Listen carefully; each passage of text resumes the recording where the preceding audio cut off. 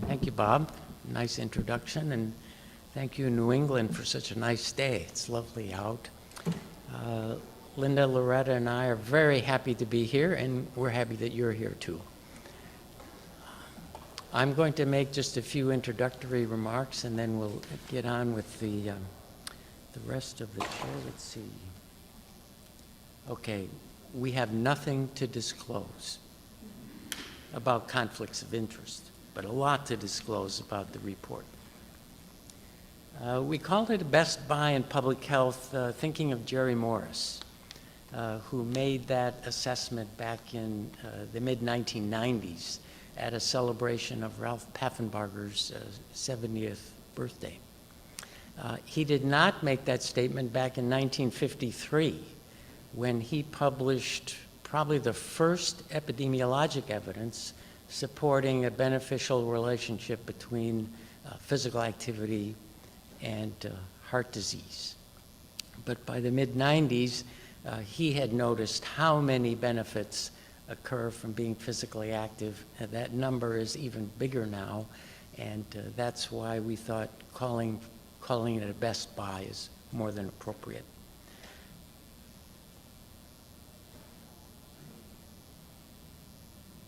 Okay, here's the way we'll go through this today. Linda will present the charge that our committee had. Then she will describe the process that we went through. And then Loretta and I will sort of bounce back and forth, summarizing different parts of our scientific report. And then we'll have some time for some questions and discussion with you at the end. Okay.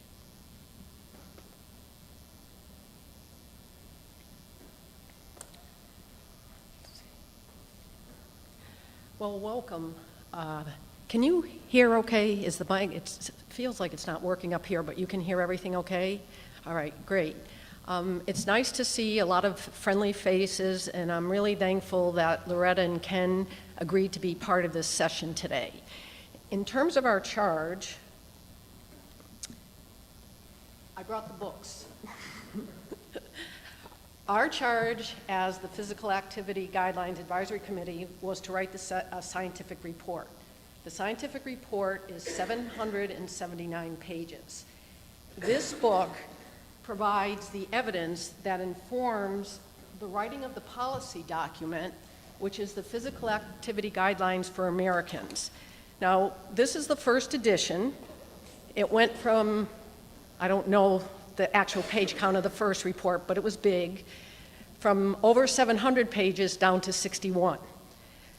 And what the Physical Activity Guidelines for Americans do is they provide strategies by which we can improve our health through a physically active lifestyle.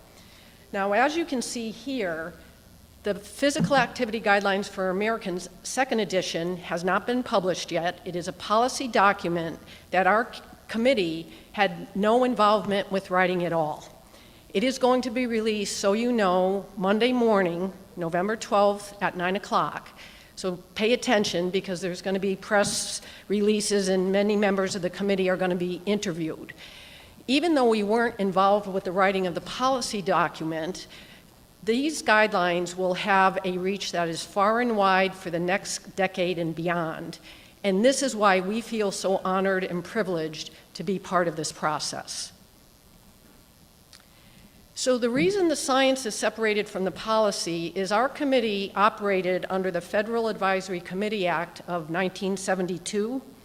And this act stipulates that we have to provide relevant and objective scientific, non-political advice. It also states that we need to act promptly, which was in a 2-year time frame, at a reasonable price. The committee members were only reimbursed for their travel to and from the public meetings. And then our public meetings were transparent and open to the public. And in fact, what you can do from the website, you see on many of the slides in the lower banner, you can see the archives of those public meetings live. You can also download the scientific report free of charge. Just be prepared to have a lot of toner, that's all, 779 pages. So as I said, our charge was to write the scientific report. In doing so, we conducted a series of systematic reviews, largely focusing on systematic reviews and meta-analysis. Then each member of the committee would synthesize and weigh the quality of the evidence. Now, for a topic to be included in the report, it had to have public health relevance, it had to have the potential to inform policy and programs, it was the maturity of relevant science since 2008, again, when the first report had been published. And lastly, it had to be applicable to the general US population. So the process we went through, I think, is nicely depicted on this slide. And as I said to you, we operated under the Federal Advisory Committee Act that was filed with Congress on June 1st of 2016 to begin our process. Thereafter, beginning in July and October 2016, March, July, and October of 2017, we had a series of those public meetings, which again, you can see archived on that website. Now, our committee consisted of 9 subcommittees, 3 working groups, and a leadership subcommittee. Each of those subcommittees had weekly conference calls starting after our first meeting in July, and all committee members served on several committees. So you can see the enormous amount of work it was in this 2-year time frame. The majority of our writing occurred really after our July 2017 meeting to the end. Then in January of 2018, we reviewed the report, the members of the committee. There was a team management staff from the Department of Health and Human Services that also reviewed the document, and we had invited reviewers. So that review took us through January, and you can see that the report was released to the Secretary of the Department of Health and Human Services on February 18th of 2018. In an earlier slide, you saw the March 3rd date. Well, that's when the report became available free of charge to the public. And as I said, this report informs the policy document, which we were not involved with, but it also informs federal physical activity initiatives and educational programs. So I mentioned a lead management staff from the Department of Health and Human Services, and you can see that there were 4 federal agencies involved with 2 representatives from each of these agencies, one being the Office of Disease Prevention and Health Promotion, the CDC, the NIH, and the President's Council of Fitness, Sport, and Nutrition. And these are our 17 committee members. And right now, I would like to acknowledge our co-chairs, Dr. Powell and Dr. Abby King. And we've obviously highlighted our names here. But one call out I would like to make is I am still in amazement of the amount of time and effort that Dr. Powell put into this report. I mentioned there were 9 subcommittees, he served on 7. There were 3 working groups, he served on 1. He was our co-chair, plus he was involved with a bulk of the writing of the report. Dr. DiPietro also expended a lot of energy on the scientific report. As you already heard from Dr. Axtell, that she was chair of the aging subcommittee. She was also chair, and I know I can't just say pregnancy, it has to be pregnancy and postpartum. Oh, just pregnancy? Oh, sorry, I got it wrong. She was in charge of the pregnancy work group, and we also worked together on the cardiometabolic health and weight management subcommittee. I also served on the common chronic conditions subcommittee, which is one of the larger chapters in the report. And the other call out I would like to have, because we're at an NEACSM meeting, is for Dr. Kraus, who's president-elect for NEACSM, and he was really involved with a bulk of the writing of the report as well. Quite a group to be involved with. So I show you this slide because I want to ask the audience a question. How many of you have been involved with systematic reviews and meta-analysis? Okay, a few of you. And those that have know how arduous and time-consuming and detail-oriented this process is. In addition, our committee adhered to the best standards of systematic reviews from these organizations. And even more importantly, in terms of our time commitment, we got down and dirty with the review process. Each committee screened and selected the evidence to review each committee member. We extracted and we synthesized the data. We described and graded the evidence at those public meetings. That was a requirement of that act I shared with you. They had to be approved at the public meeting, and then they could be written into the report.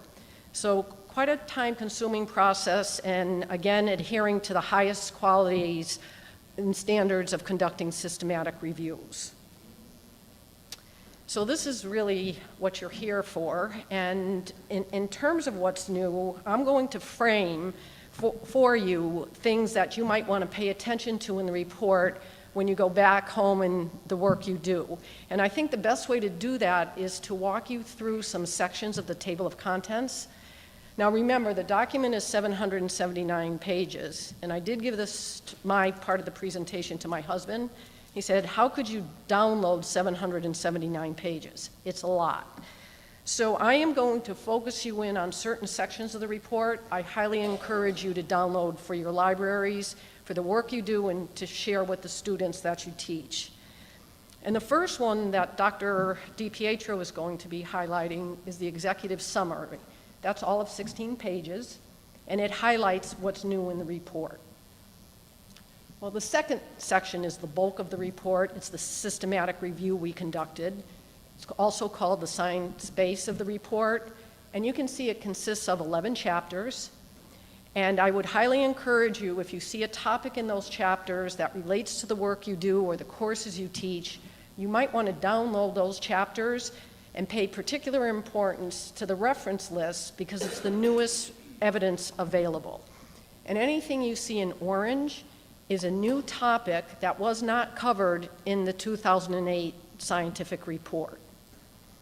Then as a committee, we were asked to make the scientific base meaningful for that lead management staff from the Department of Health and Human Services to write the policy document. And that section of the report is Part D, integrating the evidence, and it's about 65 pages. Clearly something I think you might want for your libraries. And then the last is fundamental concepts and definitions. And I'm a fundamentalist at heart. I use this section of the report all the time, and I share the information with my students. And there's two definitions I'd like to go over with you because they really do frame our report, as you'll be hearing about from Dr. Powell and Dr. DiPietro. The first is physical activity. And you may not know this, but it's actually Dr. Powell, in collaboration with Dr. Kasperson and Dr. Christensen, that really operationalized the definition of physical activity we use today. This is a seminal report, and all the way back to 1985. And I'm sure you're very familiar with this definition.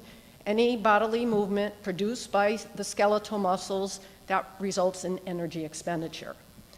So what we have done with really Dr. Powell's lead in the 2018 report is we utilize and have integrated a much broader definition of physical activity that Dr. Powell will be elaborating on, and that we speak of all types, intensities, and domains.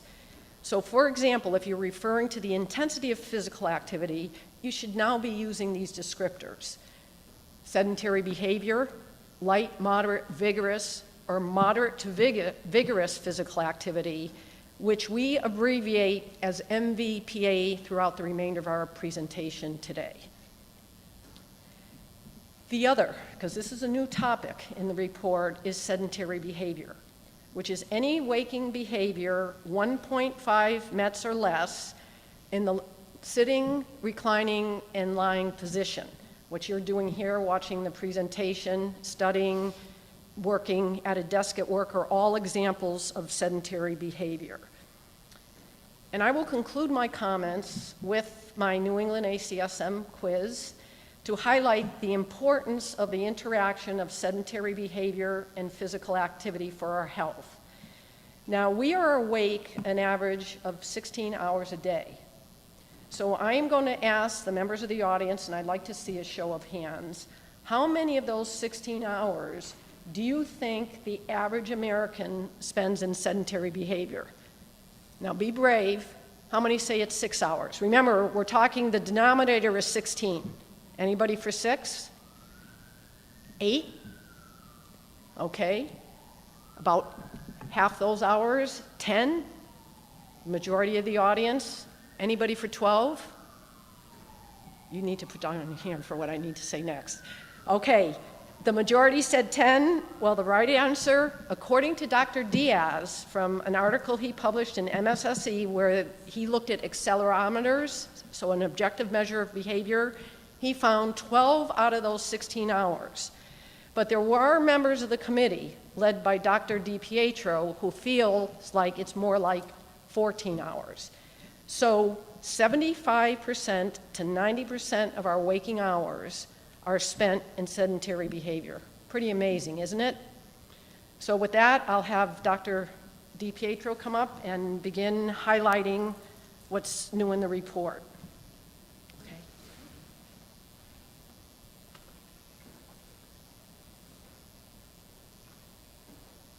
Is this me or Ken?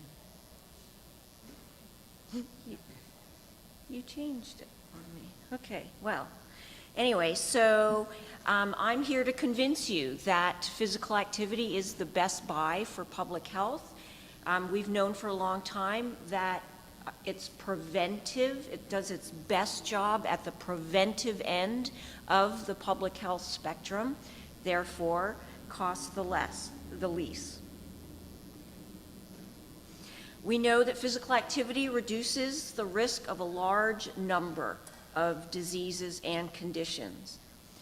Physically active people sleep better, feel better, function better, both mentally and physically. Duh, we've known this all along. The evidence is coming, continues to come in. Some benefits of physical activity happen immediately. Just getting up out of your chair and walking across the room. The benefits of physical activity can be achieved in a whole variety of ways, which is very exciting for increasing population levels of public health. You don't have to go to the gym. And efforts to promote physical activity at the individual and the population level are effective. So, I'm here, to talk right now to talk about the integration of the evidence. One part of our charge was to summarize this huge volume of data, of information, syntheses of systematic reviews and meta-analyses, to summarize this tome in a way that could be useful to the government in producing a policy document. So the question at hand here is, what does the current scientific evidence reveal about the relationship of moderate to vigorous physical activity and the risk of developing a variety of chronic diseases and other conditions? This is my favorite slide for a whole variety of reasons, honoring upcoming Thanksgiving with the cornucopia on display, but look at the difference between the evidence that was documented in 2008 versus what we see in 2018 in our report. And so if you just concentrate on the list in blue, you could see now a whole slew of chronic conditions for which physical activity, regular physical activity, lowers the risk for. Right? So new types of cancers that weren't examined in the other report. Postpartum depression, fall-related injuries in older people. At the same time, we see the benefits of physical activity for improving a number of conditions, bone and body weight in children, cognition, performance in all age groups, perceived quality of life. This is a new area for us, right? For many people, this is key, and improvements in sleep. So let's look at these data another way, right? Because our charge was one of public health. So if you consider the 10 leading causes of death in the United States, physical activity has my mouth isn't working this morning, has documented benefits for lowering the risk of 6 of these leading causes of death. That's a big deal. Consider 10 of the most prominent chronic conditions. Physical activity can lower the risk of 7 of these 10 conditions, thereby preventing them from occurring in the first place. And then to really hammer the point home, let's consider the economic burden, right, of these 10 most expensive conditions. And we now have evidence that physical activity is effective. We have moderate to strong evidence that physical activity can prevent these very expensive conditions from occurring, or at least delaying their occurrence closer and closer to the natural life expectancy. That's a big deal economically. So here's some more benefits for you, and anything in bolded black font are the new ones from 2018. And in normal font, these are noted from the 2008 scientific report. And what's listed here are outcomes where there was strong or moderate evidence. Now, for the first time, younger children were examined in the report. And so we now have evidence of improved bone health and weight status in very young children. In older children, adolescents, we now have evidence of improved cognitive function, academic performance, etc. In older adults, not only can we reduce the incidence of falls, but very importantly, we can reduce the incidence of fall-related injuries. Tell that to Justice Ginsburg right now. She fell and broke her ribs. You guys know that, right? Okay. Very importantly, with regard to physical function, we have evidence that regular physical activity can improve physical function, even in people with frailty, even with people, as you'll see in the next slide, with existing chronic conditions. And this demonstrates it's never too late to start being active, right? And now we have our committee studying women who are pregnant or postpartum, and we know now it reduces the risk of excessive gestational weight gain, reduces the risk of gestational diabetes, and reduces the risk of postpartum depression.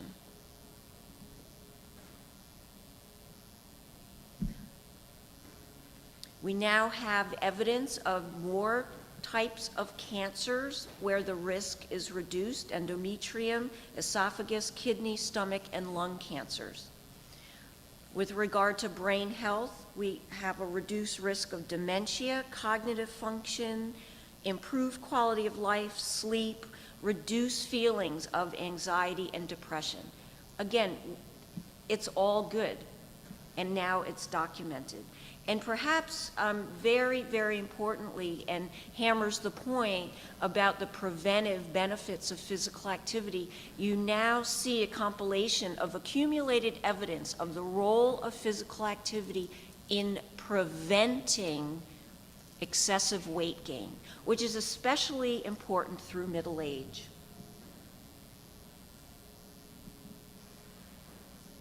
Oh, okay.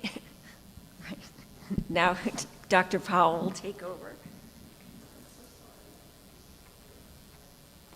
Thank you, Loretta. That was great.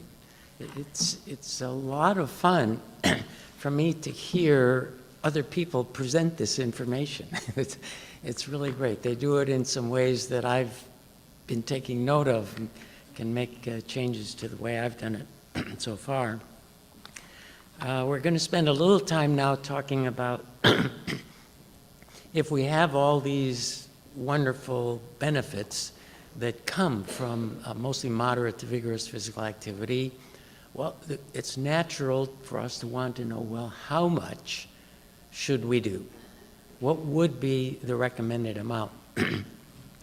Now, as Linda mentioned to you, we don't actually know what the new guidelines that come out Monday are going to say, but we did write the scientific report on which those guidelines are based, and we have a pretty good idea. And I'm not expecting any surprises.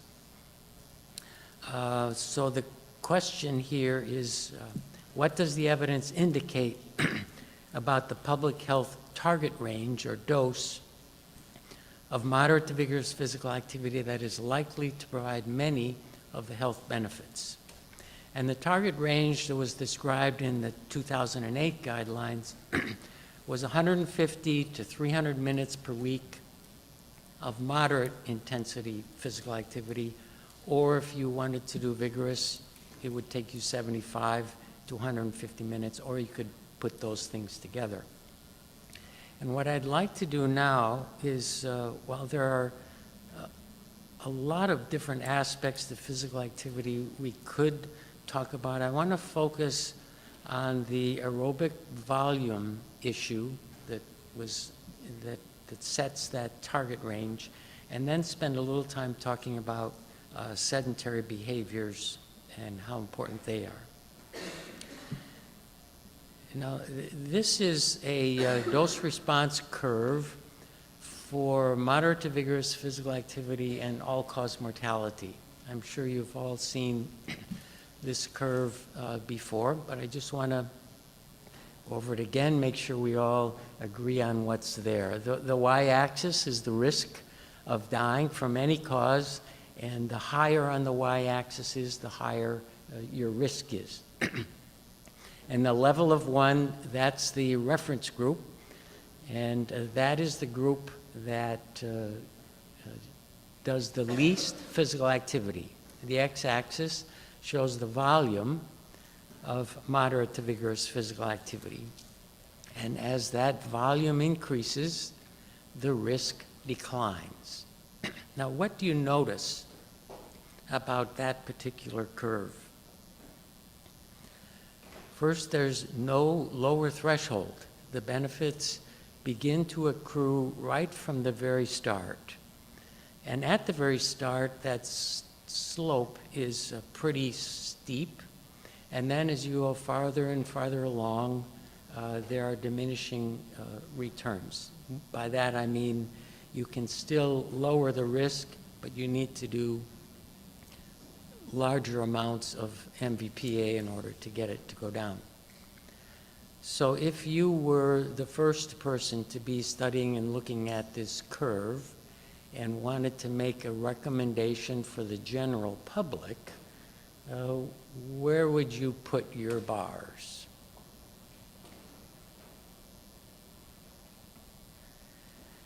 This is where the 2008 group put theirs. This is the target range. This is where that 150 to 300 minutes falls. And on this slide, I pointed out that if people who are that physically active, this is self-reported MVPA, they will be getting about 70 to 90% of the potential benefit that we can get from being physically active. And this applies, we know, not only to all-cause mortality, but we have very similarly shaped curves for type 2 diabetes and for cardiovascular disease as well. For the other benefits that Loretta mentioned, we're not as certain about exactly what the dose response looks like. I kind of expect it to look a lot like this for the others, but we don't really have the evidence to be sure yet. So with 70 to 90% of the potential benefit being achieved by this range, the 2008 guidelines said that, you know, this is a good public health target to have. And I'm expecting the current guidelines to stay with this. And I hope I don't have to eat my words Monday afternoon. Now, what does this curve and the boundaries have to say about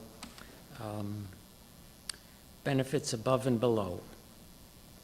And what I've done on this slide, we have the same dose response curve, the target range is there, but the bars represent the distribution of the number of people, the proportion of the population who report doing certain amounts of moderate to vigorous physical activity.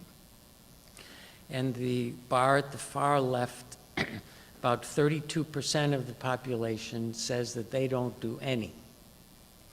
And overall, about half don't get to the target range. About a third are within the target range, and about a sixth above that.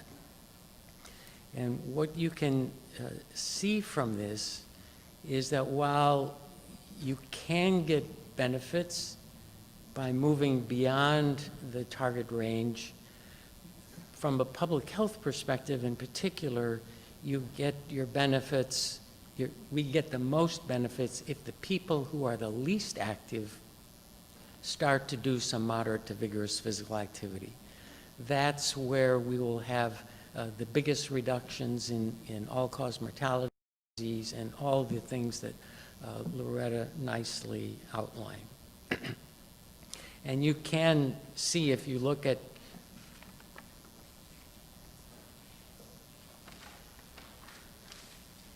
that point right there, that's about halfway to the target, and people who just move that amount of distance benefit from about half of the total that they can get. Okay, now just a couple words about volume, intensity, frequency, and duration. The bulk of the literature generally points to volume being more important than any of the single components that make it up. That was the judgment of the 2008 committee and basically ours as well. If we look at the components, intensity, frequency, and duration, for intensity, vigorous intensity physical activity is at the very least more time efficient. Our committee chose not to spend our time trying to separate any difference between moderate to vigorous, although that I think is a very interesting question and potentially with some importance eventually. There may be different benefits from different intensities, but for the time being, we certainly know that it's more time efficient. From a frequency perspective, most of the research is done on people who are spending 3 or more days per week getting their MVPA, but there are a few that have studied groups who, for one reason or another, get all of their MVPA on 1 or sometimes 2 days per week. And what we find for that particular group is that at least for all-cause mortality and heart disease, they appear to get the same reduction in risk as those people who spread their physical activity throughout the week. We don't have similar information about some of the other benefits, but at least for all-cause mortality and cardiovascular disease, it's better to do something on 1 or 2 days a week than to do nothing at all.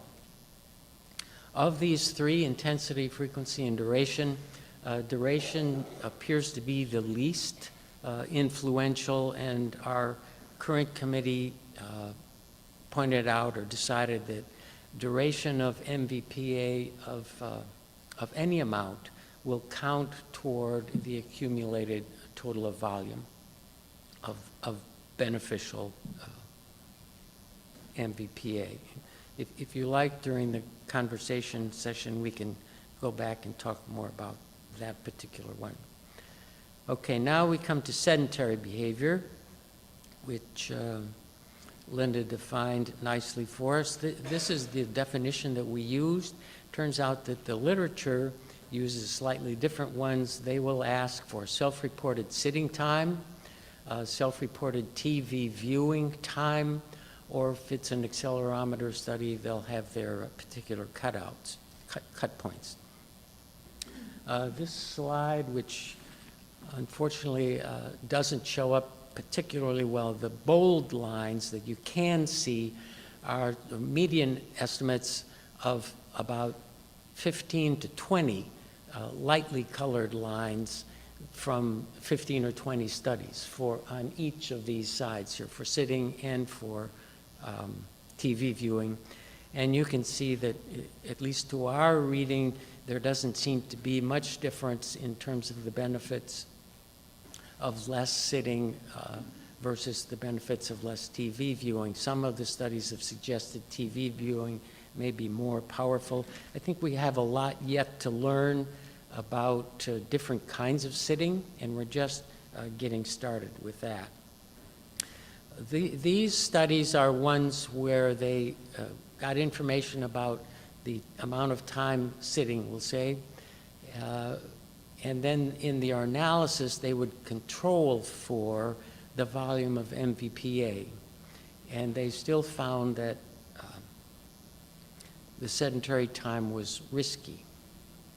What that kind of analysis doesn't allow you to do is to look to see whether there's any effect modification of MVPA or the like.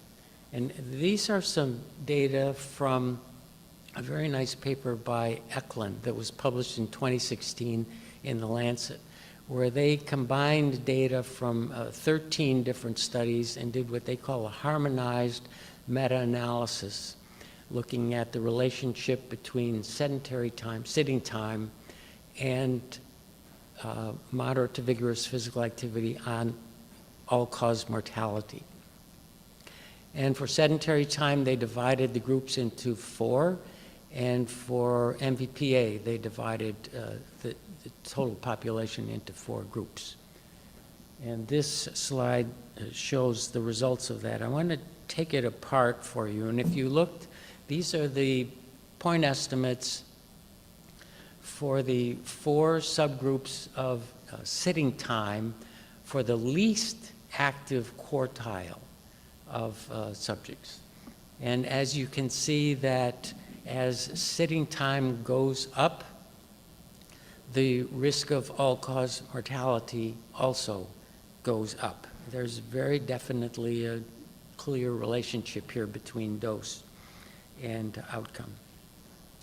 But when we add the other categories of MVPA, what happens is that the risk of all-cause mortality comes down for all 4 of the groups, and the cluster of points gets closer together for each of the 4 categories until you get to that category the farthest to the right, which is the group doing the most MVPA, where the 4 points actually are indistinguishable from a statistical perspective. At that point, that's the group that has the least risk of all-cause mortality, and it doesn't seem to matter how much sitting they do. So there's a very clear interaction here between the potentially deleterious effects of sitting and the beneficial effects of MVPA. Here's what we call a heat map, where we tried to put this into a way that it is based on numbers, but it's not so tightly tied to numbers that we wanted to actually put units on this. But what you can see from looking at this, if you look at the left side, the red color is high risk of mortality, and the green color is low risk of mortality. And moving up the y-axis, that's moving toward more sedentary time, and moving to the right on the x-axis is more MVPA. And if you start in that upper left-hand corner and just come straight down, you can see that you reduce the risk of mortality somewhat, while you're holding, in that case, the moderate to vigorous physical activity constant. So if you're spending less time sitting, what are you spending more time doing if it's not MVPA? And the answer to that seems almost certainly to be spending more time doing light intensity physical activity. So this is an example where we start to realize that light intensity physical activity for some people may actually have some benefits when you're trading off the sitting time. On the other hand, you do see pretty clearly here that you get your best results from the MVPA. It's faster. At one point, I proposed we really ought to squash that square into a rectangle, because the timeline across the bottom is in minutes, and the timeline along moving up the y-axis is in hours. So just a few minutes moves you, you get your benefits a lot more quickly. Okay, so that's it for me, and we're back to Loretta. So we want to make sure that we have time for questions, so I'm going to speed through some of these slides. This question pertains to the benefits of physical activity for people who have already established chronic conditions. The answer is yes, as I pointed out before. Even people who have cancer, right, can reduce their risk of all-cause mortality and breast cancer mortality, hypertension. We know we can halt the progression toward cardiovascular disease. People with diabetes can halt the further progression toward cardiovascular disease. And I mentioned briefly before, even among older people, if you focus on that physical function column, even people with established chronic conditions, older people as well, people having suffered a stroke, a hip fracture, people with Parkinson's disease or frailty, can improve aspects of physical function, and therefore increase or maintain their level of independence longer. And so one area that was addressed in a new area, the 2018 report, was how do we promote physical activity in a way that raises population levels of physical activity, right? And so we used the social ecological model to portray this health promotion model. And so based on here, you know, we've all been working at the individual level for a long time, but public health practice requires us to saturate these other sectors of our society, how we promote the message at the community level, the new technologies that we're using, Facebook, the internet, your cell phone, to promote and encourage and reinforce these behaviors. And then finally, how we design our cities, our buildings, our schools, right? How walkable are these environments? Again, we have to function at multiple levels in our society to be successful in that. So where do we go from here? right? Part of our other charge in the committee was to come up with the gaps in the literature and kind of set the stage for hopefully 2028 guidelines. So I'm just going to present 6 of those research needs that seem to have cut across all the different committees. So we just heard about sedentary behavior and physical activity. People ask, well, how much physical activity do I need? The answer is, how much are you sitting during the day? We now understand and need to understand further the independent and joint effects over a 24-hour day, this interchange of sitting and moving across different intensities of physical activity and across the lifespan.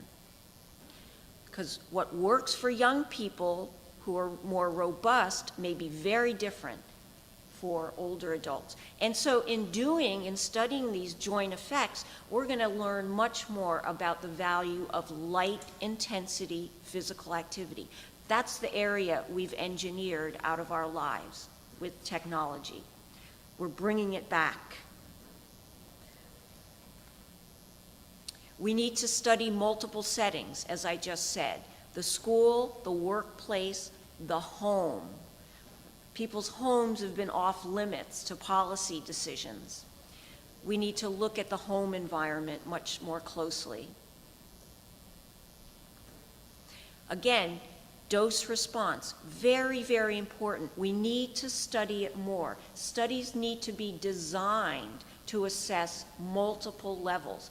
And this is helpful in making recommendations because it enables us to set like a minimal effective dose as well as a maximal threshold dose for safety. And right now that's very difficult to do. One area we all felt was missing is the study of differential effects of physical activity and health in different subsectors of our population. The only way now we can reduce health disparities across different groups is to include studies that are powered sufficiently to stratify findings by socio-demographic characteristics, by weight status, you name it. And then we need to improve our surveillance systems and trying not to change the questions over the years so that we really can follow people over time, especially with regard to sitting time.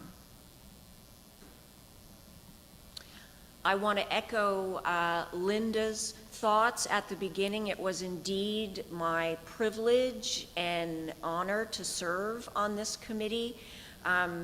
I learned tremendous amounts. Linda and I go way back, so we got to interact together and play together. And Dr. Powell, I knew from my first year in public health in 1983 when I met him, and it was just awesome being able to not only work with Dr. Powell, but as Linda said, this guy worked hard. And I mean, it really was just awesome. I don't have any other word. So thanks to the rest of the committee, thanks to our government liaisons here.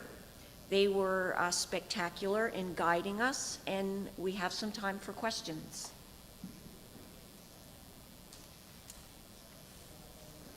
Hi, we do have a bit of time for questions, and what we would ask is if you would come up to the mic, announce your name and affiliation, and then I'll, based on your question, either direct it to Ken or Loretta, or me. I have one for Ken, but I'm going to wait. Garrett.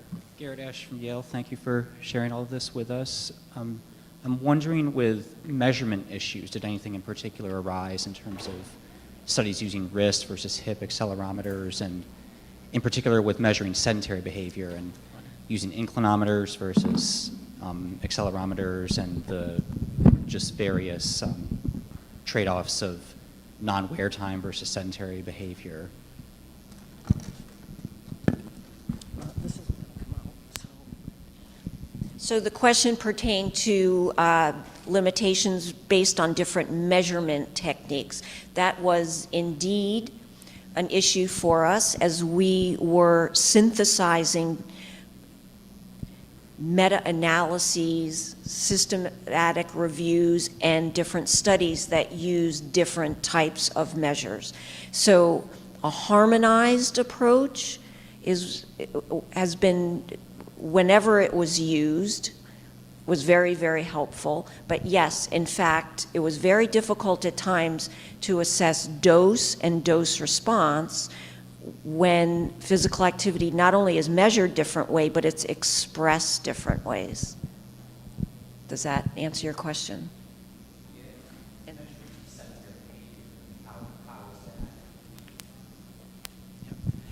I think in general, the literature that we used as we went through our systematic reviews was largely self-reported information, including for the sitting and TV viewing behaviors. I was on the sedentary committee, and there were a couple of studies that used accelerometer counts, but the bulk of the literature was observational studies using self-report. I just want to add one thing.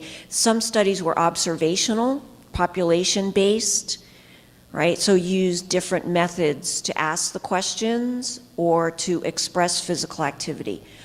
A lot of studies were randomized controlled trials where a specific dose was administered, usually something very close to the guidelines. So you can appreciate the difficulty in teasing out results that are based on observational data versus a applied dose of physical activity. Other questions? Paul Visich from University of New England. Again, thank you for the presentation. My question kind of goes back to one of the slides Dr. Powell put up in regards to where he showed that with increase in med hours, there was when the med hours got high, when you're looking at people sitting versus standing or so forth, but when people were sitting a lot, it seemed like there was a very little difference at the very end when the med hours were high. Do we have any idea what kind of volume of activity that falls into? I only ask this question because I'm selfish and I sit a lot. What? We can get it back. That's a great question. The article that data comes from, that far point, the median estimate for the different studies was about 35 to 38 met hours per week. And you can pick the activity that you like and sort of figure out how many minutes a day do I need to do that. But it's for the lowest met values for moderate intensity activity, it comes out to about 100 minutes a day. And as you do more, it comes down to less. I think at 5 or 6 mets, it's down to about 45, 50 minutes. But 35 to 38 met hours was the range for those studies there. But exactly where that point is we have a pretty good idea, but I certainly wouldn't want to put that stake in the ground forever and ever right now. Other questions? Jeff Schlicht, Western Connecticut State University.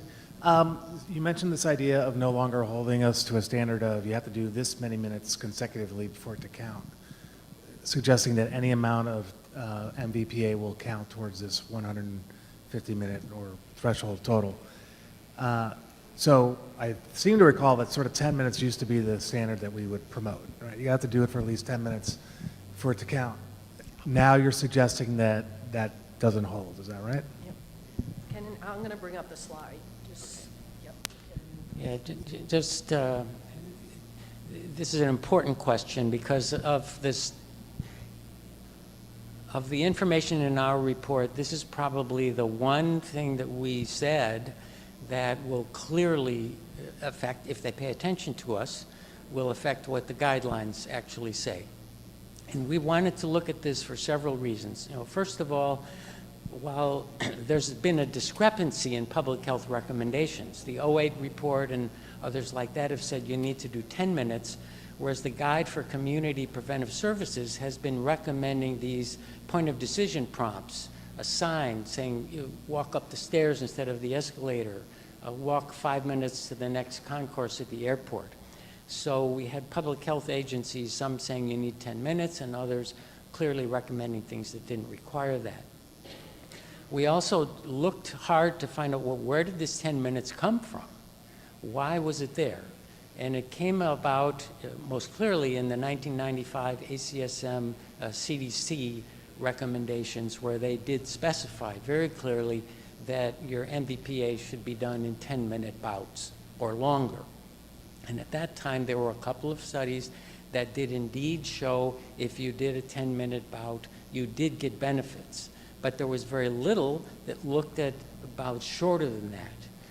On the other hand, if you go back to the literature when the earlier epidemiologic studies, a lot of which were occupational studies, the London transport workers, for one, if you compare the conductors who were climbing the steps in those double-decker buses with the drivers, we're sure it didn't take them 10 minutes to climb those steps. It was less. And when you think about linemen putting up telephone wires or railroad workers fixing the rails, you know, they worked very hard, but there was no requirement that they had to work for full 10 minutes and then stop.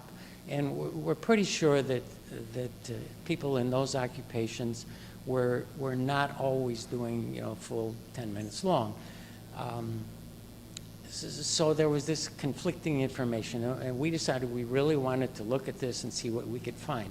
Now, what we found were about 40 different studies, and 40 different studies, and most of them turned out to be cross-sectional studies, which by and large is not the kind of research design that you would want to use to make a causal association.